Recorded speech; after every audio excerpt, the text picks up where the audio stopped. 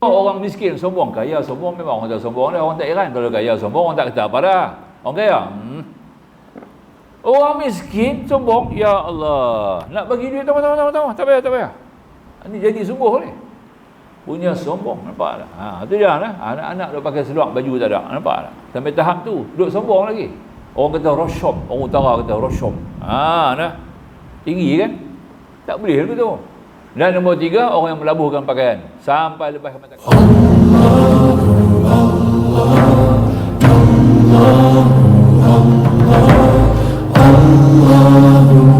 Bismillahirrahmanirrahim. Alhamdulillahi rabbil alamin alladhi waffaqa man arada bihi khairan ayufaqihu fid din. Wassalatu wassalamu ala sayyidil anbiya'i wal mursalin wa ala alihi wa ashabihi wa tabi'ihim wa tabi'it tabi'in lahum bi ihsanin ila yaumiddin. Amma ba'du. Subhanaka la ilma lana illa ma 'allamtana innaka antal alimul hakim. Rabbi shrah li sadri wa yassir li amri wahlul 'uqdatam min lisani yafqahu qawli. Ma'asyiral hudhur, insyaallah kita lanjut pada kitab Minhajul 'Abidin dalam muka surat 218. Kita parangkan daripada atas kita ambil lah. Daripada atas adapun hasad dengki, masih lagi dalam memperkatakan tentang hasad dengki. Al-Musannif Hujjatul Islam Al-Imam Al-Ghazali rahimahullah ta'ala anhu mengungkapkan dalam urusan akidah, urusan ibadah dan urusan hati, antara perkara yang terpenting adalah menyuburkan hati kita daripada segala sifat-sifat yang mazmumah. Adapun hasad dengki, hasad bahasa Arab, dengki bahasa Melayu, ialah menghendaki hilangnya nikmat-nikmat Allah Ta'ala daripada saudara anda yang Muslim, daripada apa yang ada baginya kebaikan. Bila kita tengok ada suatu kebaikan, ada suatu kejayaan ataupun ada suatu anugerah yang diterima atau yang ada pada saudara kita, maka kita pedih hati, tak senang duduk, terasa sesuatu yang tersinggung, terasa kita kurang. Kenapa dia bagus, kenapa dia dapat, kenapa kita tidak. Perasaan lagu tu dipanggil hasad dengki lah. Dia tak bertindak lagi, baru dia duduk merengkam di hati je lah. Kerana tidak begitu gembira melihat adanya nikmat yang diterima oleh saudara dia. Maka sekiranya anda tidak menghendaki, itu dia. Tapi dia tak kacau apa lah orang tu, dia tak adalah ambil tindakan apa juga begitu ni ya. Maka sekiranya anda tidak menghendaki menghilangkan nikmat itu daripadanya, tetapi hanya sekadar menghendaki bagi diri anda mendapat nikmat seumpama saja, maka itu dinamakan iri hati. Iri, ya, kata Melayu dia tu iri hati tu lah. Iri ni makna kata macam ditikam duri lah. Itu iri lah. Dia tak ambil tindak apa, cuma dia tengok orang tu bagus, dia pun kata aku pun dapat lagu tu bagus ya. Lah. Orang ni boleh ya, boleh berjaya menjaga bagus ni, aku pun kalau boleh berjaya menjaga lagu dia bagus ya. Nampak tak? Tapi dia pedih dulu, dia pedih ke orang tu dulu. Nampak tak?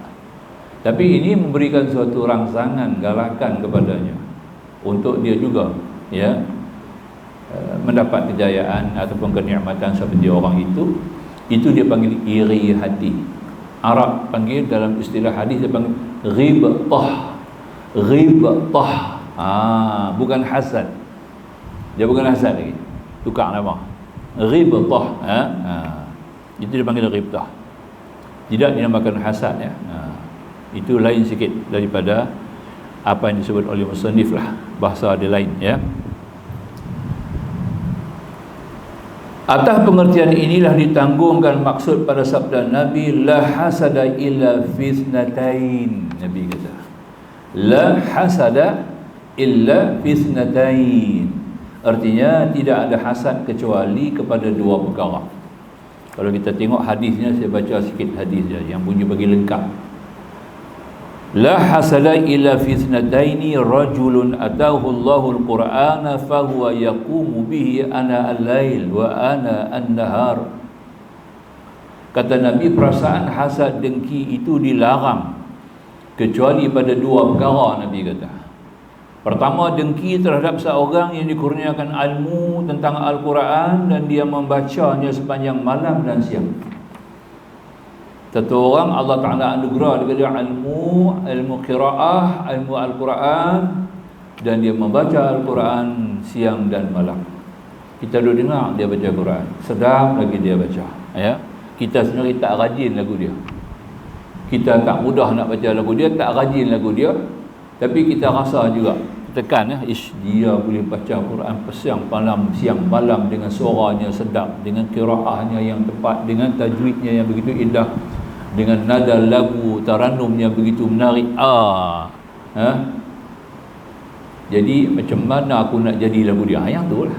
Macam mana aku nak jadi lagu dia? Yang tu yang kena. Yang tu yang cantik Islam mahu lagu tu. Itu yang pertama. Kata Nabi, contoh Nabi lah, kita beri qiyas hadis ini kepada perkara-perkara lain lah. Yang kedua, wa rajulun atahu Allahu malan fahuwa yunfiquhu ana al-lail wa ana an-nahar. Dan satu orang lelaki lagi di mana Allah kurnia dekat dia harta benda. Dia dapat harta benda dan dia infak sabilillah. Itu dia. Kaya raya punya harta, dia buat pula infak sabilillah. Yang ni kat berlaku dekat apa? Abid Liu. Ustaz Abid Liu. Dia sekarang orang punya dengki macam-macam fitnah orang buat kat dia. Tapi yang tu tak kenal lah. Pasti dia ambil tindak. Dia buat perkara-perkara yang tak elok, fitnah bagai-bagai. Dia tak senang tengok dengan dia punya kemurahan dia. Ya, kemurahan, murah tangannya tadi menderma, bersedekah, infak sampai ke Nus. Sampai ke Gaza dia pergi. Tu dia nah. Pergi dengan sendiri. Dengan jiwa raga dia sendiri dia pergi, ya, menghadapi macam-macam ujian, cabaran, sampai satu ketika orang kata dia mati. Tak keluar-keluar, tak balik-balik. Sampai tahap tu lah. Ini yang kata tadi ni, kita dengar lagu tu, kita patutnya kena seronok, kita doa lagi, ya Allah, biarlah aku pun boleh jadi lagu tu. Patutnya lagu tu lah, ya Allah, limpahkanlah nikmat yang kau beri kepada dia, seperti demikian itu kau limpah hilang kepada aku, ya Allah, biar aku pun boleh infak macam dia. Nampak tak? Yang tu yang betul. Jadi maknanya Nabi kata dua perkara ni, dua contoh Nabi buat ni untuk kita. Kalau kita hasad pun kita mesti ada satu azam pula nak jadi lagu dia. Itu kita panggil dalam sini disebut sebagai infak. Hadis Bukhari tuan, dan Sahih Bukhari hadis 7529, dalam Sahih Muslim 815. Itu rujukan hadisnya. Menurut Imam Ibn Hajar Asqalani, pensyarah kitab hadis Bukhari, Fathul Bari, nama kitab dia Fathul Bari, dia punya pensyarah Ibn Hajar Asqalani, ya, istilah hasad dalam hadis ini yang kita baca ni, hasad ni seperti sebenarnya membawa maksud al-ghibtah, alif lam ghain ba ta marbutah, dia punya ijaz gitu, ya, al-ghibtah, ya, iaitu keinginan untuk memperolehi nikmat seperti orang lain tanpa rasa mahu melihat nikmat tersebut ditarik pada orang tu. Nikmat orang tu pun dia tak mau kacau, biar lagu tu kekal, dan dia pun tak juga kalau boleh dapat menyaingi orang tu. Bersaing dengan orang tu. Bersaing. Ini yang dikedaki dengan erti ghibtah terpuji, bagus. Islam cukup suka yang tu. Dia kena ada lagu tu. Itu kata tadi ni baru ada, dia kata tadi musabaqah tu, ya, dalam urusan ibadat. Itulah. Yang ni kita nak kena bukti dalam bulan Ramadan ni. Ramadan ni mari kita kena bukti lah, nampak? Sebab bulan ni bulan di mana kita harus menggiatkan ibadah kita, mempertinggikan kualiti dan kuantiti ibadah kita, memperindahkan ibadah kita, nampak? Mengharumkan, ya, zikir-zikirullah dan sebagainya. Semuanya itu mengerti bahawa setiap daripada orang Islam akan mula berlumba-lumba. Kata Hasan Al-Bisri, bulan musabaqah. Bukan musabaqah Al-Quran dah, bulan berlumba-lumba. Musabaqah ni berlumba-lumba dalam mempertingkatkan amal, dalam perindahkan kualiti amal, dalam membentukkan pribadi sendiri, persaksiah diri kita sebagai seorang muslim yang sejati, membuang segala sifat-sifat yang terkeji, menjauhi segala bentuk apa juga yang lara dan sia-sia. Ini masuk dalam arti musabaqah. Masa ni kita kena adalah qibtah ni bagus. Macam mana dia boleh dia boleh baca, pergi pagi masjid tengok duk ada baca Quran, pergi tengah hari zuhur duk baca Quran, pergi petang asar duk baca Quran. Aish, aku pun nak belum begitu juga. Tiba-tiba aku tak boleh. Aku tak boleh nak buat begitu lah. Doalah kepada Allah, minta, ya Allah. Fa idza amartukum bi syai'in fa'tu minhu mastata'tum, Nabi kata. Kita pakai yang tu pula lah. Apabila aku arahkan perintah kamu melakukan suatu pekerjaan, kamu buat sekadar yang kamu mampu. Kita mampu tak kat tu ini orang kerja lagi payah. Orang pencen boleh lah. Yang pencen ni kena ada qibtah. Itu dia kata tadi, ini satu contoh yang kita nak ambil kira dalam hadis yang kita baca ni lah. Baik, kata Rasulullah lagi, yakni tiada hasad melainkan pada dua perkara. Sekiranya tiada bagi saudara anda yang muslim itu kebaikan pada nikmat yang dimilikinya, lalu anda menghendaki menghilangkan nikmat daripadanya, maka demikian itu dinamakan ghairah, cemburu, benci. Nampak dah? Ya. Sekiranya tiada bagi saudara anda muslim itu kebaikan pada nikmat yang dimilikinya, lalu anda menghendaki menghilangkan nikmat daripadanya, maka demikian itu dinamakan ghairah, cemburu. Nampak dah? Ada harta banyak tak sedekah, kedekut. Itu kita tak suka lah tu. Kita tak suka lah panggil tu lah, ya. Dia ni harta banyak, kedekut. Kita hidung masin kata lembu, roda kata lembu. Kita kata begitu dekat dia lah, ya. Ya. Kalau harta tu dapat kat aku bagus. Ataupun dengar orang curi apa, dia seronok.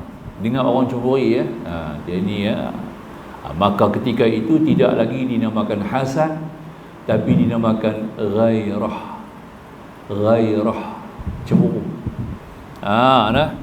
Cemburu agama ni makna kata kita nak perkara agama tu dibuat, kita tak boleh buat, orang tu boleh buat. Ya.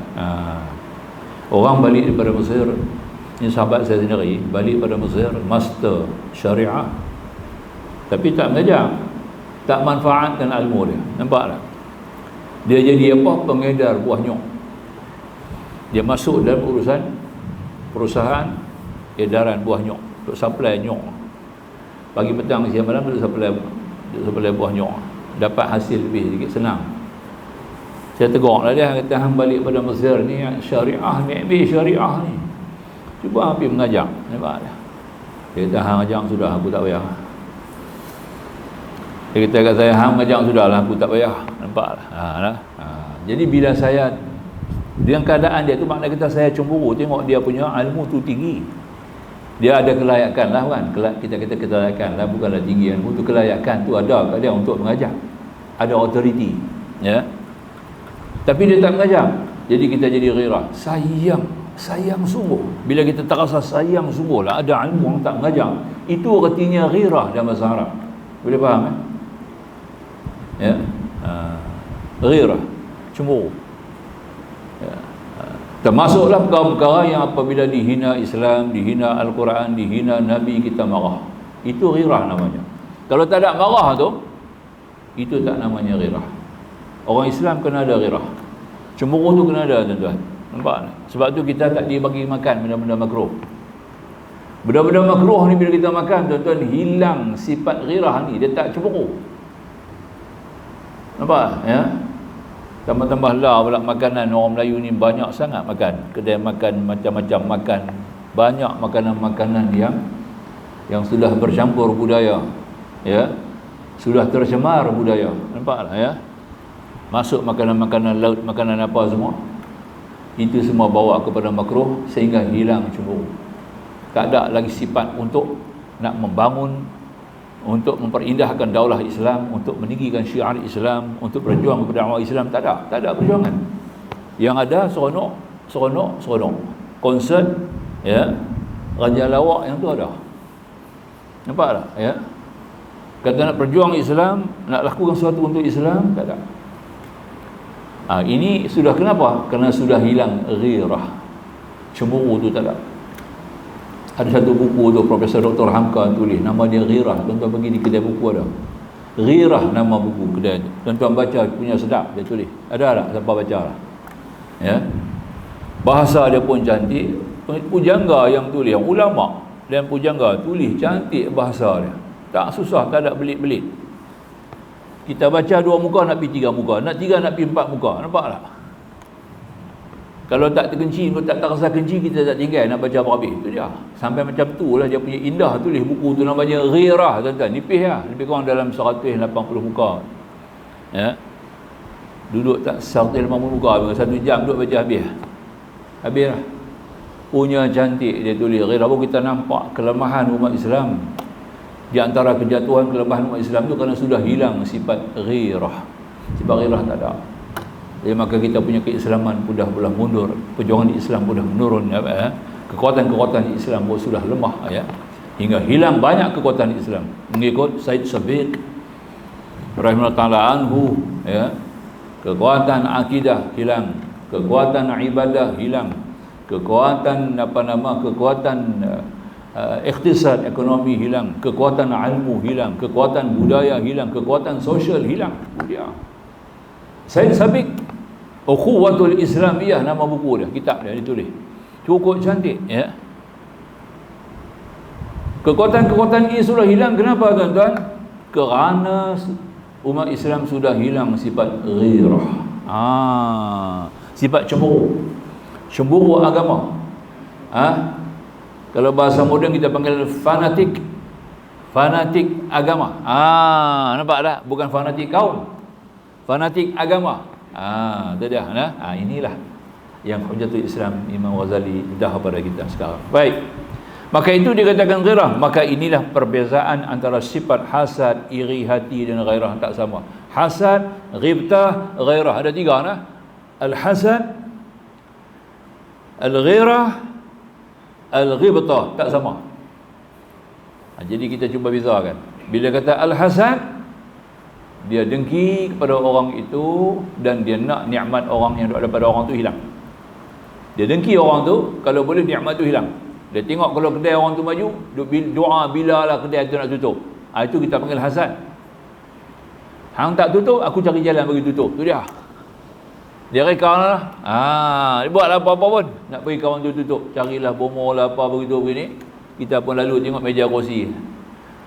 Duduk susun ni ada orang tak ada. Macam mana cerita. Ini hasad dia panggil. Tak mau. Bila hasad ni dia ada 3 beradik lagi ikut dia belakang. Kita duduk abang dah banyak kali. Tentu lepas tu duduk dengar ni kena abang juga lah. Kalau baca kitab tak payah abang.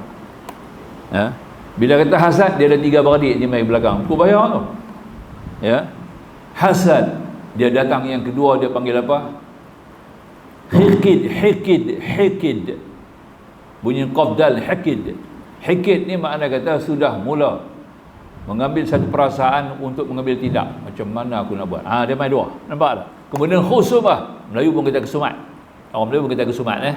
Khusumat ni makna kata sudah dirancang.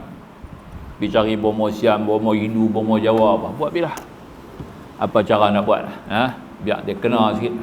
Tu pergerakan dah berjalan, dah bergerak sampai kepada khusumat. Dan akhir sekali duk tunggu bila berjaya dan berhasil. Nak tepuk tangan lah. Dia tanya Tok Bomo pula, bila boleh dapat nampak tengok ni? Dia kata dalam seminggu dia nanti piang. Tu dah. Tok Bomo kata dalam seminggu lagi piang. Duk tunggu seminggu. Nampak tak? Tengok-tengok lepas seminggu betul. Kedai tutup, kursi-kursi ni atas meja. Nampak tak? Apa? Izharul syamata. Duk tunggu nak tepuk tangan. Mai hak gila-gila tu banyak niat cukur janggut, cukur rambut. Banyak niat. Buat kenduri tak tahu pasal buat kenduri pasal apa ni? Tak abanglah. Satu kesyukuran aku seronok hari ni aku nak pergi hampa belanja. Semua hari ni aku tanggung semua. Nampak? Pasal apa? Puas hati. Orang yang dia dah rancang tadi untuk menjatuhkan, orang tu dah jatuh. Nampak tak? Apa hang dapat? Dapat apa? Hang dapat apa? Hanya izharu syamata, hanya seronok nak tepuk tangan dia. Hang akan derita bila-bila pula. Dia lupa kata benda tu boleh naik balik. Benda tu boleh naik balik. Nampak tak? Itu kita kena faham tu. naik turun ini adalah merupakan satu di antara roda kehidupan. Memang berlaku. Hari ini di atas, besok di bawah. Itu kita nak kena faham tu. Baik. Jadi tiga lah hasad. Iri hati, makna kata kita masuk dalam iri ini kita panggil ghibtah, macam dua perkara tadi. Dia tengok orang tu bagus, dia pun nak jadi lagu orang tu. Dia tak kacau orang tu, tinggal lagi dia rasa tak seronok, tapi orang itulah menjadi sebagai penjana dia. Nampak tak? Penggerak untuk dia bertindak dan mengambil satu langkahan yang untuk sama-sama bersaing. Yang ketiga kita panggil apa? Ghirah. Hanya cemburu kerana orang tu tak buat kerja, tak melaksanakan kebaikan. Ada kebaikan ke dia tak buat. Ada ilmu tak mengajar, ada duit tak sedekah. Nampak tak? Ada masa tak pergi masjid, ada peluang boleh pergi ngaji tak pergi ngaji. Itu dia. Tok guru mai bersusun berantak tiap-tiap minggu, tiap-tiap malam. Masjid cerah. Nampak tak? Tak payah kena banyak duit apa pun dah. Cuma tabung berjalan ni. Tak tahu sudah. Nampak tak? Tak mau pergi. Itu dia lah. Sebab tu Nabi kata ada 3 orang dia menyesal dia kat. 3 orang nanti menyesal di akhirat. Ada hadis Abu Hurairah sebut, dia kata 3 orang akan menyesal di akhirat. Pertama, orang yang ada peluang. Orang ada peluang untuk menuntut ilmu, tapi dia tak tuntut ilmu. Itu nombor 1. Maka dia buat amal ibadat semua dengan tidak ada ilmu. Tidak ada ilmu. Buat ibadat kosong. Lagi jauh, lagi sesat. Man amila bighairi ilmin faqad dhalla dhalalan ba'ida. Barang siapa beramal dengan tidak ada ilmu, dia bukan pelan dekat, pelan jauh, pelan sesat. Lagi jauh, lagi sesat. Lagi banyak semayang dia buat, lagi banyak dosa dia buat. Nampak? Pasal semayang tak betul. Contohlah, pasal tak ada ilmu. Duk semayang tu dengan Fatihah tak betul. Makna kita tak semayang lah. Berdosa sampai bila-bila. Nampak lah. Itu kita minta tadi yang 1. Nombor 2. Orang yang ada peluang untuk memimpin. Untuk memimpin kebaikan tapi dia tak pimpin. Seorang ayah, macam saya lah contoh, duk keluar mengajar, kata anak isteri tak kerti apa. Nampak tak? Dia tinggal anak isteri dia, duk mengajar orang. Anak isteri tak tahu apa. Nampak tak? Bapa kami tak ada masa nak tunggu mengajar kami, duk mengajar orang. Dia duk kira orang, dia tak kira dia. Patutnya kena tumpu keluarga dulu. Kenapa dia kurang besakum wa ahlikum nara. Dihara ni kamu, keluarga kamu berkena api neraka. Ingat, jaga yang tu dulu. Orang nombor 2, Allah aku selesai. Anak pinak aku tak betul. Ini jadi banyak tu. Panggap-panggap orang alim dah banyak jadi dulu tu. Dia duduk ghalit luar, duduk sibuk di luar. Tak ada masa nak mengajar anak isteri di rumah. Nampak tak? Anak pun kelaku tak elok. Isteri pun tidak ada akhlak, ada moral yang baik. Ilmu ibadah pun tidak ada. Nampak tak? Besok dia kena jawab di akhirat. Nombor 2. Nombor 3. Dayus. Ad-dayus la yadkhulul jannah, Nabi kata. Dayus tak masuk syurga. Nampak tak? Dayus tak masuk syurga. Dayus tu bahasa Arab. Dayus ni apa? Seorang suami contoh kata, dia boleh bentuk isteri dia tapi dia tak jaga maruah. Biar isteri tu bukan aurat. Nampak tak? Isteri tu boleh berlagak, boleh menari yang pentas-pentas. Boleh tunjuk aurat. Tak ada rasa satu malu, tidak ada rasa segan, tidak ada rasa cemburu. Nampak? Ini kita panggil dayus. Anak-anak dia buat kerja-kerja tak elok, biar pergi kat mereka lah. Dia pacara mereka. Saya pun kutu ya dulu. Tu dah. Ini kacau lah. Ini kita panggil dayus. Maka tu kita kena bentuk. Kena ada. Maka tu ada dalam dengan kerana nak atasi dayus ni. Orang Melayu ada bahasa apa dia panggil? Amok. Orang Melayu dia ada dengan satu budaya dia panggil amok. Kalau tak kena dia amok. Mengamuk pasal apa? Pasal nak tebus, tak mau jadi dayus. Nampak tak? Orang Bugis dia panggil siri. Orang Bugis panggil siri. Datang Bugis tu kenal sangat lah. Tok Wan saya Bugis, belah perempuan. Nampak ya? Itulah lah. Dia panggil siri. Tapi dah ni dia tak ada. Mereka pun tak ada dah ni. Dulu punya cerita ni. Ini cerita 40 tahun dulu ni. Dia bawa badik tau. Selit di pinggang. Kalau orang Yaman dia bawa apa? Tu. Dia bawa pisau dia tu, dia ambil dia buah. Itu tanda kata siri. Kalau orang Bugis ni dululah 40 tahun dulu, kalau isteri dia, anak-anak dia dicabul, dia pergi bunuh orang tu. Pisau dok kat dia tu, rambit tu, yang tu dia pergi bunuh. Bila dia bunuh, masuk penjara, tak kena gantung. Masuk penjara, nampak tak?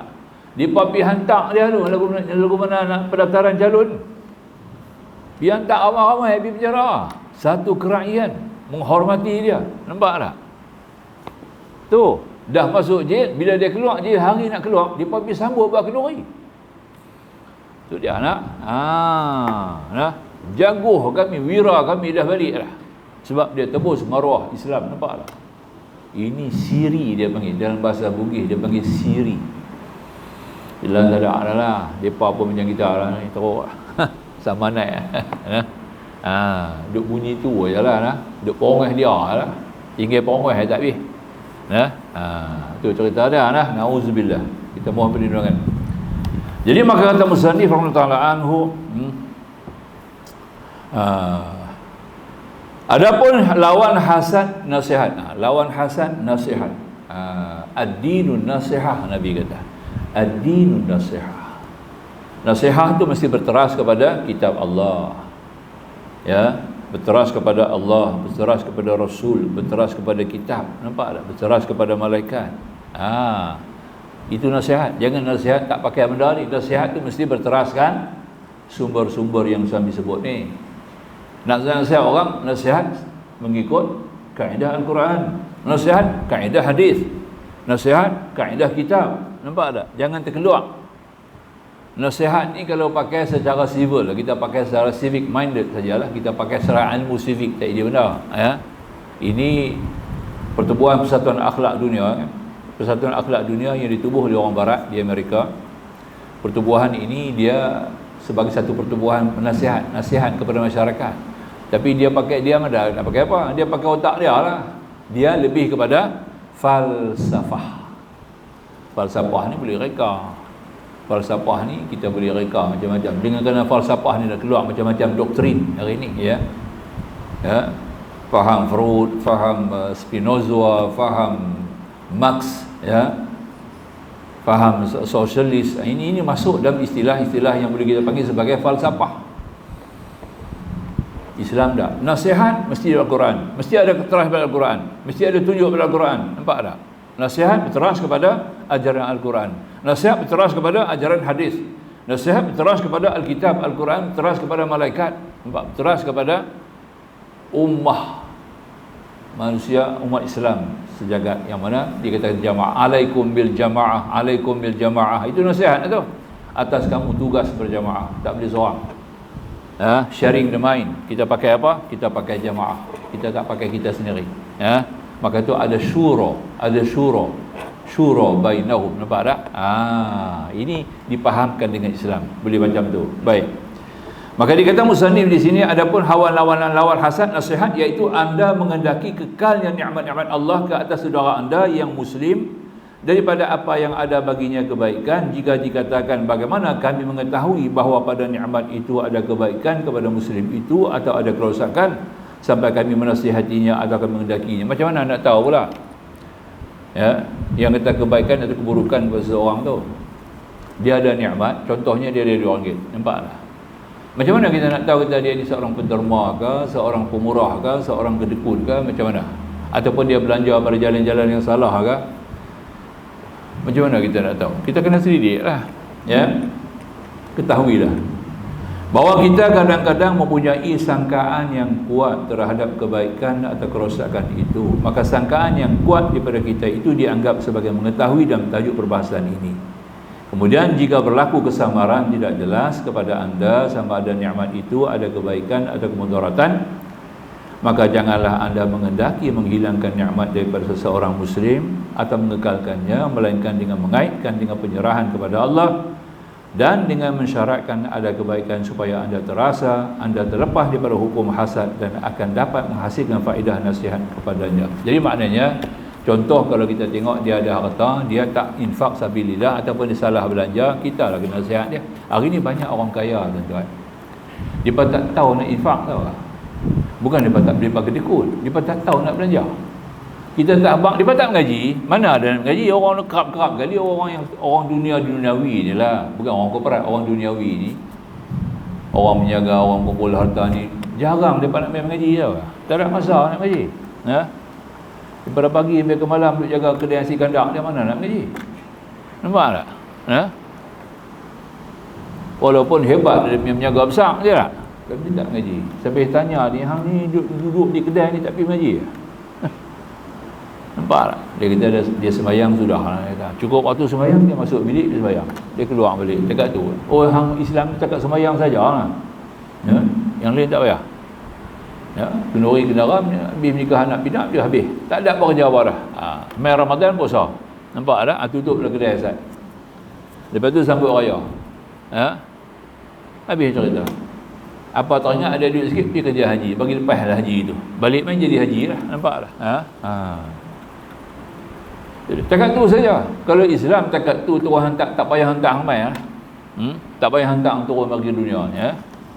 Buat rimau singa lagi baik. Ya? Daripada tak kacau orang. Nampak tak? Ya? Selamat hutan-hutan belantara. Tak ada menjadi masalah. Orang tak pergi kacau segala balak-balak. Ya? Rimau singa mana kacau balak? Nampak tak? Walaupun dia buah. Ya? Ini masalah kita nak kena faham tu. Jadi maka itu kiranya kalau kita tengok dia ada harta, dia ada niat, dia ada peluang untuk infak, kita kena approach dia. Kita lah kena buat.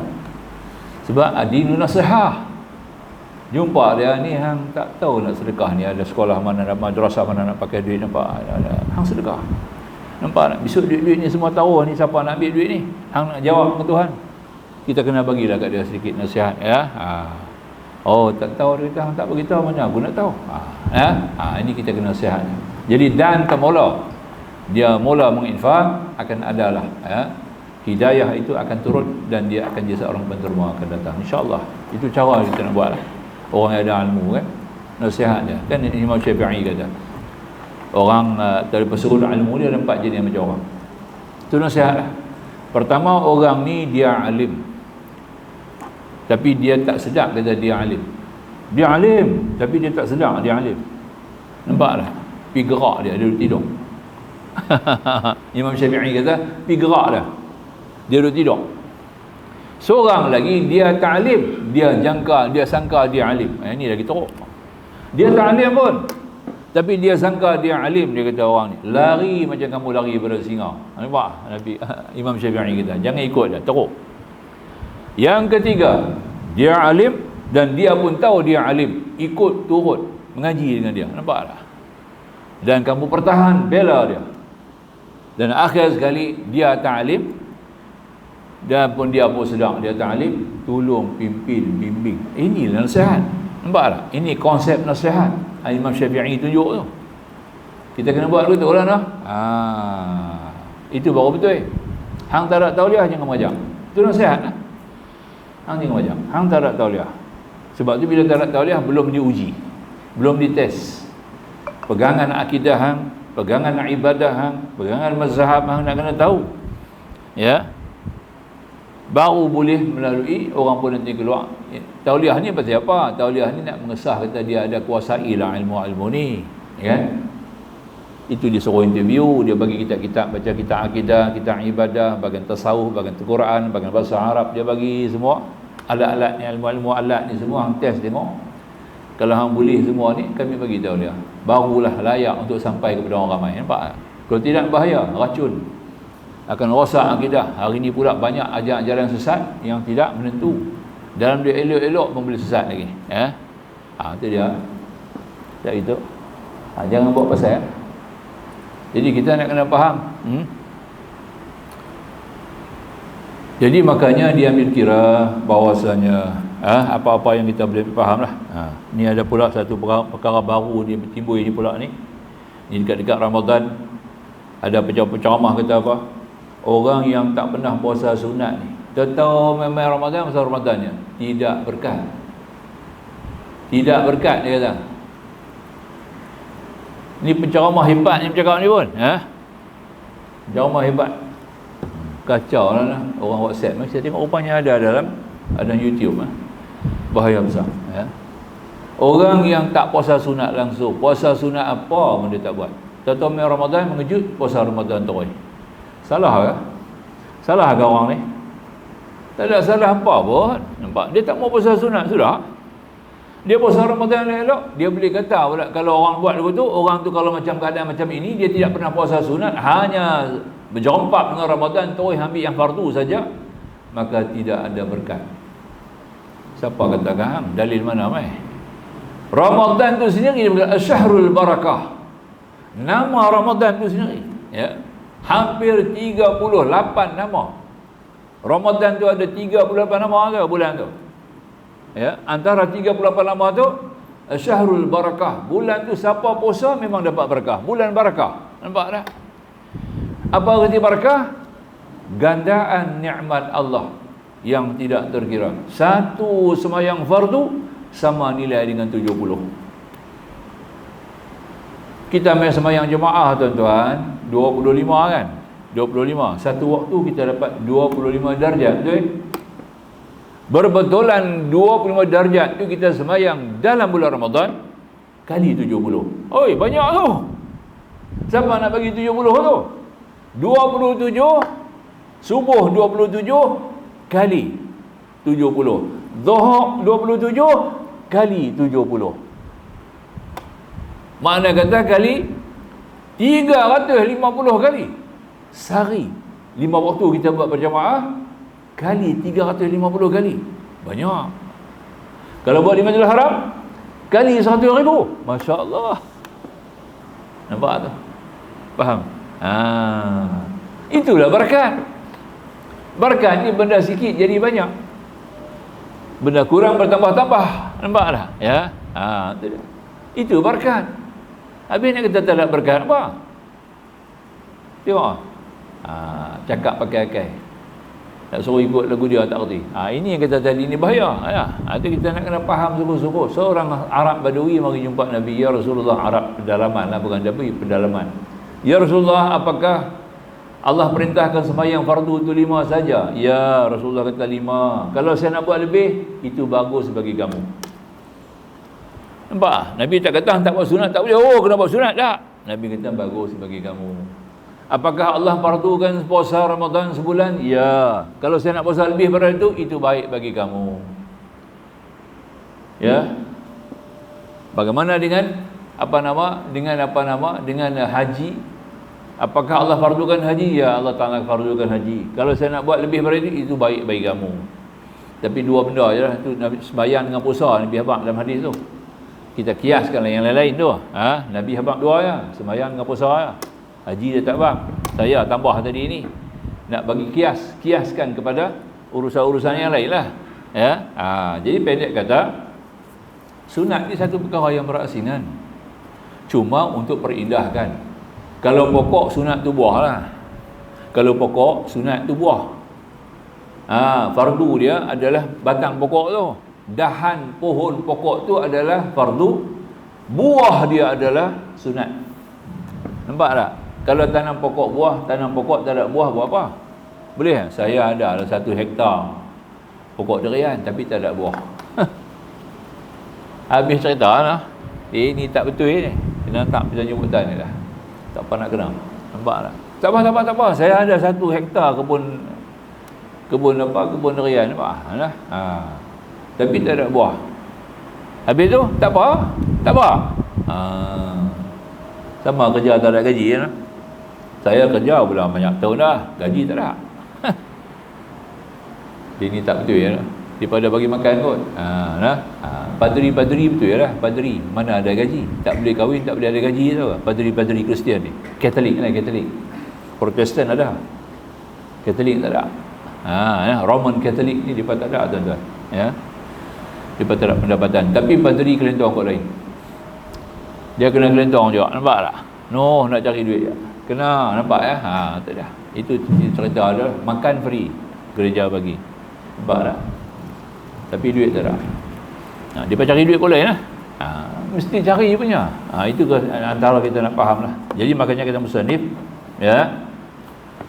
Adapun benteng pertahanan nasihat yang menghalang daripada hasad ialah mengingati apa yang diwajibkan oleh Allah Ta'ala daripada kewajiban tolong menolong sesama muslim. Kita kena ada apa? Ta'awun tu kena ada tolong menolong. Ya. Jadi untuk menghasilkan nasihat ni kita kena ada tolong-menolong lah. Ya, sebab tu Allah bagikan kita manusia ni punya profession yang berbeza-beza. Ya, keupayaan, kebolehan mencari kehidupan dalam bentuk yang berbeza-beza. Ya, kalau ada doktor mesti ada pesakit. Tak semua orang boleh jadi doktor, tak semua orang mesti kena jadi pesakit. Nampak tak? Kena ada pesakit, kena ada doktor, baru selesai masalah. Bila doktor merawat pesakit, pesakit mencari doktor, itu nasihat dalam Islam. Itu artinya, konsep tu kita kena ada. Nampak tak? Jangan dengki kat doktor. Ya, sebab dia membantu, dia ada lain tu, kita tak ada lain tu. Jadi kita tidak ada keupayaan, maka kita kena redha dan terima, dan kita kena terima dia sebagai nampak ya? Kita kena tahu lagi, sebab doktor tu dia bukan pakai ubat saja, banyak benda dia pakai. Nampak ya? Dia nak kena pakai kereta, orang kereta ada tempat. Nampak tak? Dia kereta dia rosak, dia tak cari patient. Betul tak? Seorang doktor yang kereta dia rosak, dia tak cari pesakit. Dia cari apa? Dia cari mekanik lah. Nampak tak? Dia perlu mekanik balik. Nampak tak? Mekanik tak dia kata, dia hang doktor takkan tak tahu pasal kereta. Dia kata aku belajar bab perubatan dia. Dah. Bab kereta aku cari ke hang. Tu dia. Nah. Macam saya pernah cerita dululah ya. Seorang doktor pakar masa tu bawa Volvo lah nah. Sampai satu tempat di highway, tiba-tiba kereta dia mati. Bila kereta mati, mailah satu orang dengan motor buruk ya. Kapten tanya apa pasal, dia marah orang tu. Dia tengok orang tu dengan keadaan motor dia apa semua. Apa you tahu? Dia kata. Dia kata dia tu. Itu saya tanyalah apa jadi punya kereta. Saya punya kereta suruh rosak lah. Apa rosak mana saya tahu. Nampak tak? Saya boleh tolong ke? Apa you boleh tolong? Tengok, punya sombong, belum apa-apa lagi Nampak tak? Dia tunggu sekejap. Dia pisat, saya bawa main satu beg. Rupanya dia pakai carburetor overflow minyak kan. Dah kena buka cuci balik lah. Dia pun buka cuci masa tu juga. Ya. Dalam duk repair tu dia tanya ke doktor ni, you kerja apa? Saya doktor lah. Doktor apa? Saya dah buka klinik. Pengen beritahu dia pakar, you tahu ubat ni apa saja, ini kereta you tak tahu. Ini kereta saya tahu. Nampak tak? Doktor tu pula kata, itu sakit, saya mau cari sama saya. Nampak tak? Dah. Penghabis-habis semua, doktor tu bagi dia duit sikit. Tak payah dia kata, saya tolong sama you saja. Pasal saya tak nak beli barang apa. Nampak tak? Tapi saya mau ingat, you jangan tengok orang rendah tau. Ya, sebab you perlu sama saya. Sekarang you perlu sama saya. Kalau saya tak mari, punya kereta tak boleh jalan tau. Tengok. Nampak sebab tu kita kena respect orang. Islam ajak dalam ibadat haji. Ibadat haji Islam ajak. Yang mai kusut masai, nampak tak? Daripada daerah mana mari buat kerja haji dalam keadaan kusut masai. Duduk sebelah kita, tengok dia pakai jubah pun buruk dah, rambut pun dah patah tadi ni berpasiak berdebu. Jangan pandang hina dekat dia. Tanya-tanya tengok. Rupanya exco dia punya daerah dia segi exco besar. Tu dia. Tanya-tanya tengok seorang jurutera, masya-Allah. Nampak tak? Maka tu kita jangan pandang Don't judge the book by the cover, orang putih kata. Nampak tak? Jangan nilai buku pada kulit. Nampak tak? Tengok isi dulu. Mau baca apa habis, baru jadi benda. Baik. Jadi ada pun benteng pertahanan nasihat menghalang daripada hasad, mengingati apa yang kata tolong-menolong sesama muslim, dan benteng kepada benteng ini pula ialah mengingati kemuliaan hak orang yang beriman, di mana Allah Taala telah mengagungkannya dan telah mengangkat darjatnya. Yarfa'illahu alladhina amanu minkum. Allah Taala mengangkat di antara kamu orang yang beriman itu beberapa darjat ya. Wa tul ilma darajat. Berapa ilmu dengan berapa darjat. Tuhan kata tadi. Serta mengingatkan pula kemuliaan sisi Allah yang akan mengurniakannya kemuliaan yang besar di akhirat nanti, dan seterusnya mengingati lagi kepada faedah yang besar di dunia untuk anda daripada hubungan mesra sesama mukmin yang akan melahirkan tolong-menolong, saling membantu, dan akan meningkatkan syiar sosial, syiar salat berjamaah dan berjumaah. Itu paling penting dalam Islam. Jadi kita digalakkan adanya sembahyang jamaah. Banyak urusan-urusan jamaah yang kita buat ni adalah untuk semata-mata untuk mengikiskan sifat apa tadi, sifat berbeza-beza kaum, berbeza-beza pandangan yang berbagai sekali, supaya kita dapat bersatu dan dapat meletakkan martabat kita sebagai masyarakat yang harmoni lah kita bagi ya. Itu yang paling penting sekali. Kemudian anda mengingatkan lagi tentang apa yang anda harapkan mendapat syafaat orang mukmin kepada anda di akhirat nanti. Sama-sama mukmin ada syafaat. Kalau kita menolong di dunia, di akhirat pun kita tolong. Sampai orang dalam neraka pun lagi minta syafaat. Nanti dia ada satu cerita Nabi habaq bagaimana di akhirat, gambaran lah. Seorang mukmin pergi ziarah neraka. Pergi ziarah neraka nak cari kawan dia. Kawan dia duduk neraka. Kawan dia salah lah. Beriman tapi buat dosa, kena masuk neraka Ustaz. Tak kena kikih kan, dosa-dosa. Dia pergi kawan dia lah. Dia cari kawan dia. Sebelah kawan dia tu ada seorang tu kenal dia. Dia tak kenal kawan tu. Kawan tu kata pula, hang kenal dia, aku hang tak kenal kah? Nampak tak? Lah. Kawan yang ziarah ni kata, aku tak kenal hang, aku mencari kawan ni aja. Hang aku tak kenal. Tapi aku kenal hang. Dia kata. Apa dia? Hang ingat tak? Masa di dunia dulu, satu ketika, ya, hang dalam keadaan tertekan. Ada satu bala timpa dekat hang, tertekan. Masa tu tak ada orang, aku je duduk dalam tu, aku tolong hang. Nampak tak? Aku tolong hang masa tu. Hang ingat lagi tak? Masa tu aku tolong hang, lepas tu habis. Kita tak jumpa dah. Kamak tu hang tak kenal aku, tapi aku cam pasal aku tolong hang. Ya ke? Kalau lagu tu hang tolong minta kepada Allah. Syafaat. Tolong minta lah, aku punya tahanan ni lama lagi ni. Suruh potong sikit lah, bagi cepat keluar. Nampak tak? Kawan tu kata baik. Pasal hang dah pernah buat baik kat aku buat syafaat. Itu yang kita syafaat ni. Di akhirat ada syafaat, nampak tak? Syafaat sama-sama kita boleh bagi syafaat, tuan-tuan. Tapi dengan syarat dia ni orang beriman lah. Orang beriman baru boleh keluar daripada neraka. Orang kafir tak keluar lah. Itu konsep dia. Kalau orang kafir tak boleh minta tolong kita. Ini tolonglah, tolong bagi saya keluar. Tak boleh, kita tak boleh buat apa lah. Tak, orang kafir tidak ada jalan lah. Tapi kafir ni mendapat pahala di dunia. Allah bagi juga pahala kebaikan dia buat. Itu dia dapat sekarang dunia saja. Di akhirat tak ada. Di dunia dia akan dapat, ya. Apa-apa kebaikan dia buat, dia akan dapat pahalanya untuk dunia. Sebab pahalanya ada dua, pahala dunia pada akhirat. Ya. Kalau kita buat kebaikan, tuan-tuan, kita buat kebaikan, kebajikan semuanya dengan ikhlas, kita akan dapat dua pahala. Pahala dunia pun dapat, pahala akhirat pun dapat. Pahala dunia kita akan ada ketenangan, kebahagiaan, nampak ada kemakmuran, ya. Akhirat dia tunggu kita syurga. Itu dia tadi, ya. Waliman khafa maqam rabbih jannah, dan bagi siapa yang takut pada makam Tuhannya dua syurga. Nabi kata. Pahala dunia, pahala akhirat. Itu kita ambil kira lah, ya. Dan kemudian anda mengingatkan lagi tentang apa yang anda harapkan mendapat syafaat orang mukmin kepada anda di akhirat nanti, maka ingatan-ingatan ini dan seumpamanya adalah daripada perkara yang membangkitkan kepada nasihat kepada semua orang muslim dan akan menjauhkan anda daripada berdengki kepada nikmat yang telah dikurniakan Allah Ta'ala kepada orang lain, ya. Jadi kita fikir tolong menolong ni punya pahala yang besar di akhirat. Pasal apa kita nak dengki, ya? Rugilah kalau kita dengki, tak ada lah pahala. Tidak ada tolong menolong. Kalau dengki tidak ada tolong menolong, ya.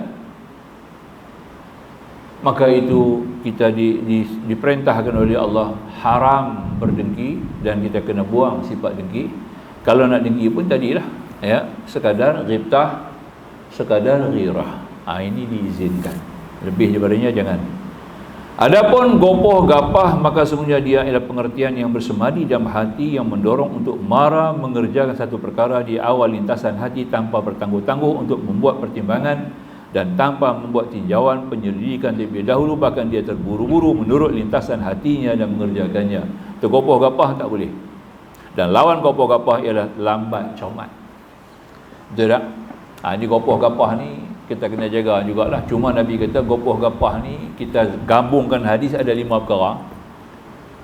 Gopoh ni untuk 5 perkara, kita gabungkan 2 hadis, ya. Kita dapat 5 perkara yang kita boleh gopoh. Yang pertama, masuk waktu solat. Gopoh lah. Cepat-cepat ni Tuhan tunggu ni. Tuhan dah buka, ya, pintu hajat kepada kita. Cepat-cepat buka. Tuhan dah buka pintu hajat, mai jumpa dah. 5 waktu tu 5 waktu untuk Allah menyempurnakan hajat kita sebagai satu keharusan bagi Allah. Nampak tak? Itu kita kena faham dulu. Kedua, masuk waktu kedua, kalau ada dosa cepat-cepat bertaubatlah. Jangan tangguh. Dosa kecil ke dosa besar, lagi-lagilah cepat-cepat kena bertaubat, jangan tangguh. Yang ketiga, kalau ada hutang, cepat-cepat tiap bayar, jangan tangguh. Dan yang keempat, kalau ada fikir anak dara, janda tak apa, dia pilih sendiri. Anak dara, ada orang masuk Minang agak serasi bagi menikah, jangan tangguh. Nampak tak? Dan yang kelima, kalau ada mayat jenazah, urus bagi cepat, jangan tangguh. 5 tu saja yang boleh gopoh dalam Islam. 5 tu saja yang boleh gopoh dalam Islam. Kita ulangi balik. Pertama, sembahyang 5 waktu. Masuk waktu, sembahyang, jangan tangguh. Nampak tak? Walaupun dia ada waktu luas, ada sembahyang-sembahyang waktu yang luas masanya, tapi kita kena ada satu tindakan yang tegas, kerana kita nak bertemu dengan Allah, nak mengambil, nak menerima rahmat Allah, maka kita kena segera. Orang yang lambat ni tak mau terima bantuan. Orang panggil ambil duit, dia tak mau pergi. Nampak? Kan duit dia pergi lah.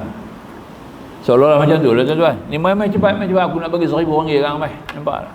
Tak apa, nanti petang aku pergi. Ada tu. Dah. Belum apa lagi serbu dah pecah pagar orang tu dah. Nampak tak? Pasal nampak. Sembayang betul lah tuan-tuan. Sembayang ni satu anugerah Tuhan nak bagi ke kita 5 waktu. 5 waktu tu waktu anugerah tau. Tuhan nak bagi. Ada benda. Hang main dedah, dada hang sudah. Angkat takbir, dada menghadap kiblat. Sebab tu wajib kena menghadap kiblat. Ya. Isi hati kita itu dibaca oleh Allah dan Allah akan kabulkan hajat kita. Nampak tak?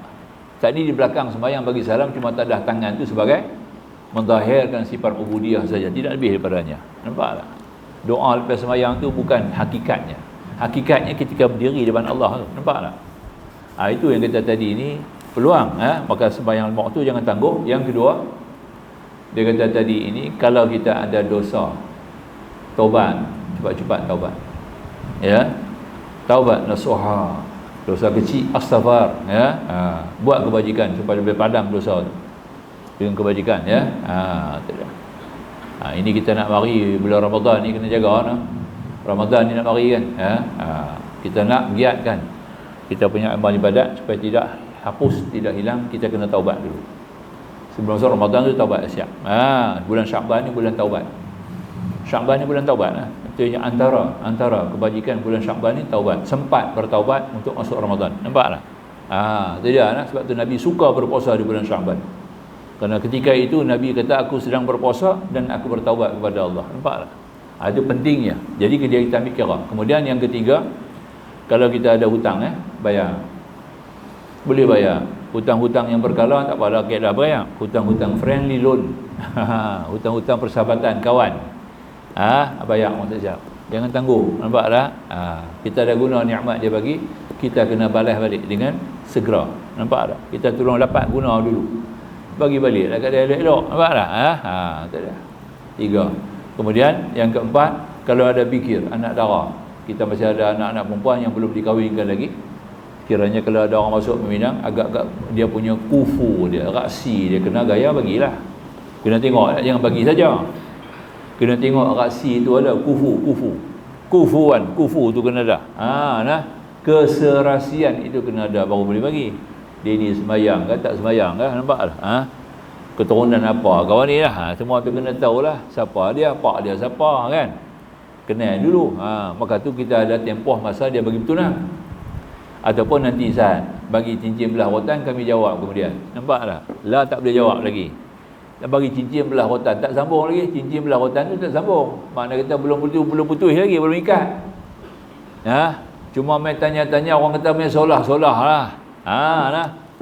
Nantilah bagi tempoh saat dalam 2 minggu kami bagi jawab lah. Nampak tak? Boleh terima ke tak? Hantarlah puasa. Buatlah tabayun. Tabayun. Tu dia. Tengok Islam punya cantik kan. Dah dapat tabayun, dapat keputusan, bagi jawab. Nampak tak? Tambah dengan adat-adat pula, bawa sirih tak sirih, pinang tak pinang, bawa pula. Junjung tak junjung. Nampak tak? Dengan cara lebih manis, lebih indah, lebih murni. Masya Allah, cantik kan? Bagi menikah. Kemudian yang akhir sekali, yang kelima, bila ada jenazah, bagi cepat. Tak kira lah dia ni orang maksiat ke, orang soleh ke, tak kira. Mati je kita kena urus bagi cepat. Nampak tak? Mana kita tahu ketika dia nak mati dia bertobat. Kena ada zan yang baik, ya. Dia ni tak pernah sembahyang ni orang, biar pergi lah tergadai dia gitu lah, petang ni dia simpan. Nampak tak? Biar pergi kadang. Tak boleh lah. Mana boleh begitu? Mungkin dia belum mati ketika itu, dia dapat hidayah, dia bertaubat kepada Allah, senang-senang masuk surga, nampak tak? Ya, senang-senang masuk surga. Ya Allah, aku dah selesai, aku nak sembahyang. Ya Allah, kalau Engkau bagi sihat kat aku ni, aku nak bangkit tak boleh, nak berjalan tak boleh dah. Ya Allah, hati kecil dia bercakap. Ya Allah, ampunlah dosa hamba ni, aku ni dah banyak dosa, tak sembahyang lama, tak buat apa pun Kau suruh ya Allah Tuhanku. Tapi Engkau masih bagi aku lagi hidayah, Engkau bagi lagi ilham. Aku bertaubat ya Allah kepadamu sekarang. Sekiranya Engkau sembuhkan penyakit aku ni, aku boleh bangun balik sama sedia kala, aku akan terus menunaikan solat. Nampak tak? Tahu-tahu mati. Mai Israel ambil. Surga bulat tahu tak? Surga bulat tu. Nampak tak? Dah 80 tahun tak sembahyang, tahu-tahu masuk surga. Dia kena jagalah tu. Sebab tu kita kena ada satu hukum dalam bab sifat 20 kita mengaji, dia ada ilmu mantiq awal. Dia panggil apa? Jaiz nazari. Hukum akal 3 kan? Wajib, mustahil, jaiz.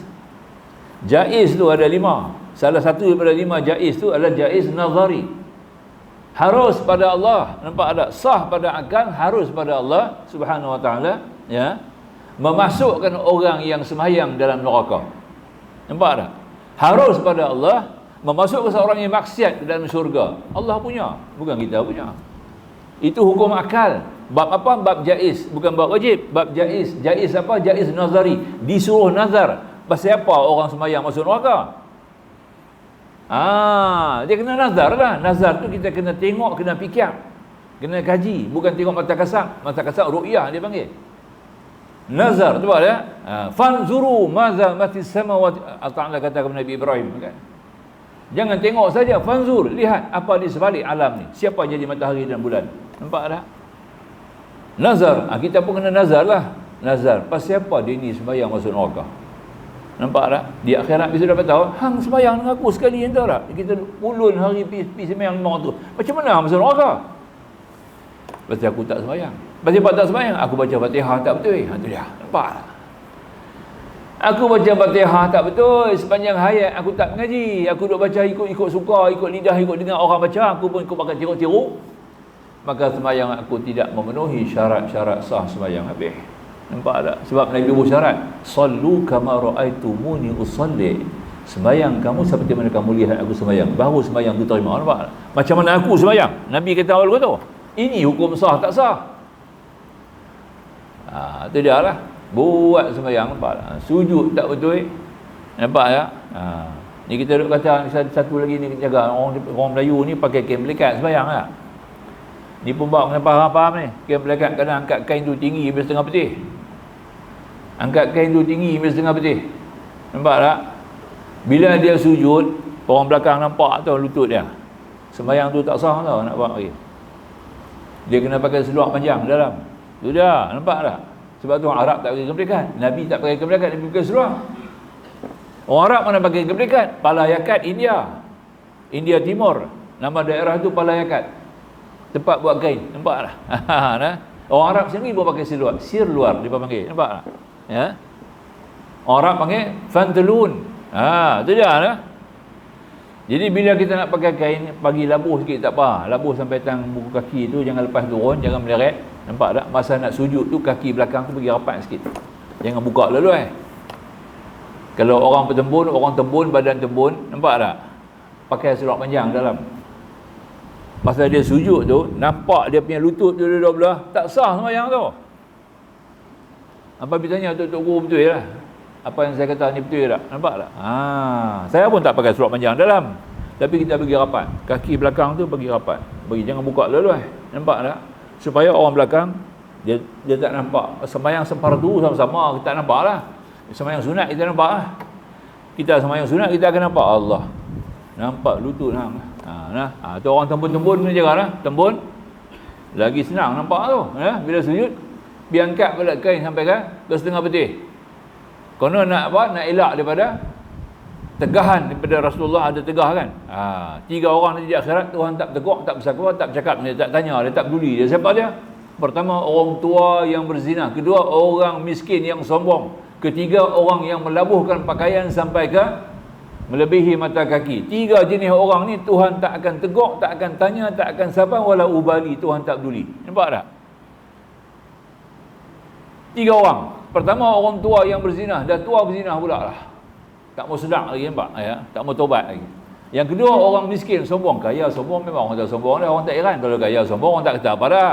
Orang kaya, orang miskin, sombong, ya Allah. Nak bagi duit, tak payah. Ini jadi sungguh ni. Punya sombong, nampak tak?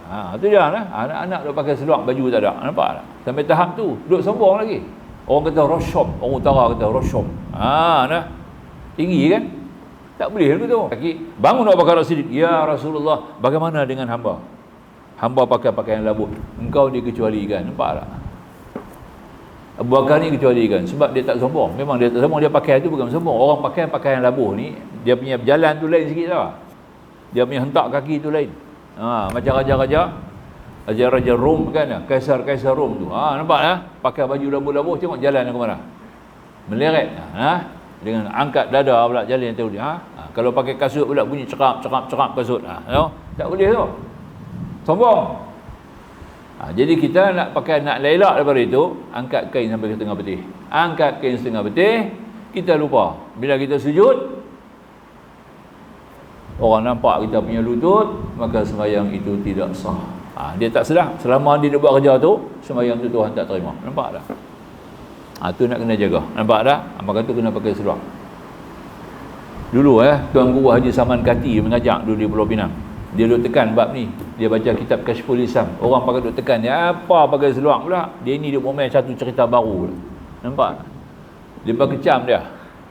Dia kata dia bawa tak betul. Dia bawa daripada kitab. Dan kitab kata tu, kalau dia sembahyang di atas ni, kita di bawah, di atas, nampak. Yang tu lain cerita. Hampir duduk di bawah, nampak lah. Nampak tak? Tu cerita lain. Tapi keliling. Kita berdiri sama-sama. Dia keliling dia. Sama ada dia berdiri, sama ada dia duduk. Nampak tak? Dia rokok, baju lihak dia luas, nampak dia punya pusat. Habis, nampak tak? Baju sak luas. Masa dia rokok, terbuka dia punya lihak, kita nampak pusat dia. Nampak? Sembahyang dia tak sah. Daripada keliling. Kok mana arah keliling, nampak aurat dia memang tidak sah. Tapi kalau di bawah, tak apa. Nampak tak? Di bawah, dia duduk di atas, kita duduk di bawah. Tak apa. Hampir duduk di bawah. Apa nampak lah. Nampak tak? Orang naik tangga, nampak lah. Pakai seluar ke tak pakai seluar, orang boleh tahu. Itu dia. Ini kita nak kena faham. Itu hukum tu orang tak sedar tu. Banyak orang tak sedar. Saya tengok banyak di masjid kadang-kadang. Orang tembul-tembul lah istimewa. Pasal sujud tu, ya Allah. Nak habaq tak larat nak habaq tau. Dan boleh jumpa ada kita abang cakap, kain ni kena bagi labur sikit. Bila you sujud tadi, you kena bagi. Macam you punya badan temu patut mau pakai seluar. Bila you sujud, orang belakang tak nampak you punya aurat. Ya ke? Saya tak pernah dengar pun tu. Hari ni dengar. Nampak tak? Saya tolong bagi tahu lah kan. Dia nak bantah tak bantah tu bab dia lah. Kena mengaji lah. Kita tak mengaji macam mana? Kita ada mengaji tang mana bab ni? Bab ni mengaji tang mana tuan-tuan? Syarat sah salat. Bila kita mengaji tentang syarat sah salat. Sebelum kita mengaji cara sembahyang, cara nak buat sembahyang tu, kita kena tahu dulu dia punya syarat, dia punya rukun kena tahu dulu. Baru boleh mengaji ilmu tu. Syarat tak mengaji, rukun tak mengaji, terus pergi ambil sembahyang macam mana? Nampak tak? Jadi syarat sah sembahyang 8 mengikut mazhab Syafi'i. Salah satu daripadanya menutup aurat. Dia mai. Dia kupas tutup aurat tu. Pasal apa? Tang mana tutup aurat? Takap mana aurat nak tutup? Itu dia. Bagaimana kalau pakai seluar? Budaya kita pakai baju turut belanga. Budaya pakai seluar lagu mana? Budaya Arab lagu mana? Pakaian orang-orang yang barat macam mana? Nampak tak? Jadi kita tengok belah barat, belah Asia Tengah, dia punya pakaian selamat sebab pakai seluar. Kita belah Nusantara Melayu ni, belah India sebelah kepala ikat, India belah-belah Bengal apa semua ni, pakai kain belekat. Nampak tak? Pada pakaian belekat, kaedah kain belekat pada cara mana? Itu kita nak fikir. Yang penting kita dapat memakai sesuatu yang boleh menutup aurat. Itu paling penting. Syarat ni itu ya. Jadi kita bawa budaya tu untuk menyelesaikan masalah. Budaya kain, cara pakai itu budaya. Itu untuk menyelesaikan masalah. Ini di antara yang boleh kita ambil kira lah tuan-tuan ya.